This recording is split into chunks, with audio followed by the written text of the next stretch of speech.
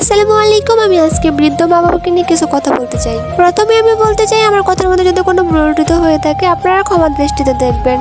আরেকটি কথা বলতে চাই, পৃথিবীতে সব ছেলে মেয়েরা বা সব মানুষ একরকম না, সবাই ভিন্ন রকমের মন মানসিকতা। তাই আজকে আমি এমন কিছু মানুষের কথা বলবো যারা মা বাবা বৃদ্ধ হয়ে যাবার পর ওদেরকে মানুষ মনে করে। একটি মা বাবা যখন কষ্ট করে পরিশ্রম করে তার সন্তানদেরকে খাওয়ায় পড়ায় বড় করে, মানুষের মতো মানুষ করে, তারপর নিজের দিকে খেয়াল না করে সন্তানের খেয়াল রাখে, আর সেই সন্তান যখন বড় হয়ে তার মা বাবাকে চিনে না, তার মা বাবাকে বৃদ্ধাশ্রমে রেখে আসে, একটিবার চিন্তা করে না যে বৃদ্ধাশ্রমে রেখে গেলে আমার মা বাবাকে যত্ন কে করবে। যেই মা বাবা নিজে না খেয়ে পড়ে সন্তানকে খাওয়াইতো, অথচ সন্তান বড় হয়ে কামাই করে যখন নিজের পায়ে দাঁড়াইতে পারে, তখন মা বাবাকে এক মুঠো ভাত দেওয়ার জন্য হাজারবার চিন্তা করে। আমি জানি হয়তো সব ছেলেরা একরকম নয়, কিন্তু অনেকে আছে এরকম যে বিয়ের পর বউ যেটা বলে সেটাই করে। হ্যাঁ, বউর কথা শোনো ঠিক আছে, কিন্তু বউর জন্য কি মা বাবাকে ফালায় দেবা? অবশ্যই না।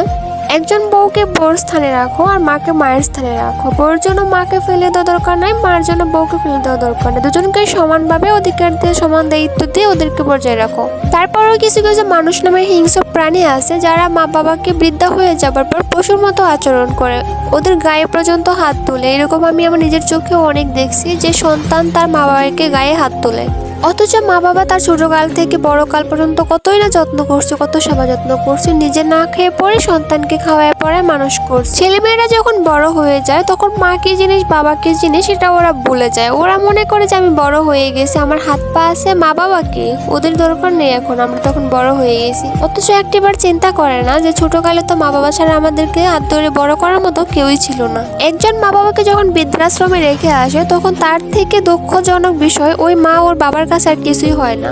তারা যখন ভাবে যে এতই পোড়া কপাল ছিল যে আমাদের সন্তান আমাদেরকে বৃদ্ধাশ্রমে রেখে গেছে এক মুঠো ভাত খাওয়ার জন্য।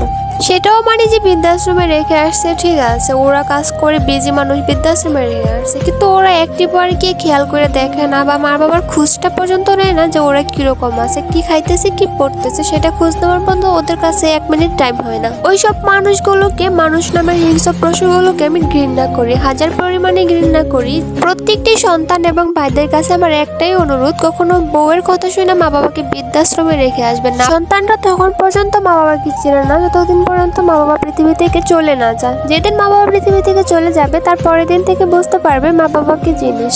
যার মাথার উপরে মা বাবা নেই তারাই বুঝে পৃথিবীতে চলাটা ঠিক কতটা কষ্টকর। যারা এতিম হয়ে জন্ম নিয়েছে, যারা জন্মের পর মা বাবাকে হারিয়েছে, তারা বুঝে যে মা বাবা ছাড়া পৃথিবীতে বেঁচে থাকা কতটা কষ্টকর। যার মাথার উপর বট বৃক্ষের মতো মা বাবা আছে, তাদের জীবনে কোনো চিন্তা টেনশন বলতে কোনো কিছুই নেই। আর যারা এতিম, নিজে কামাই করে ইনকাম করে খাইতেছে ছোট ছোট বাচ্চারা, তারা বুঝে যে পৃথিবীটা কতটা কষ্টের। আর মা বাবা না থাকার অনুভূতিটা একমাত্র তারাই বোঝে। তাদেরকে একটু বুকে হাত দিয়ে জিজ্ঞেস করেন যে তোমার জীবনটা কিরকম যেতেছে, ওরা প্রথমে কান্না করে দেবে, কিছু বলার আগে চোখ দিয়ে পানি চলে আসবে, কারণ ওরা বুঝতেছে বাস্তব জীবনটা ঠিক কতটা কষ্টের। আর আমাদের মা বাবা আছে, আমরা এটা কখনো বুঝতে পারবো না যে মা বাবা ছাড়া বেঁচে থাকাটা কতটা কষ্টের। এটা যাদের নেই একমাত্র তারাই বুঝবে। আমরা তখন বুঝতে পারবো যখন আমাদের উপর থেকে আমাদের মা বাবার ছায়াটা চলে যাবে।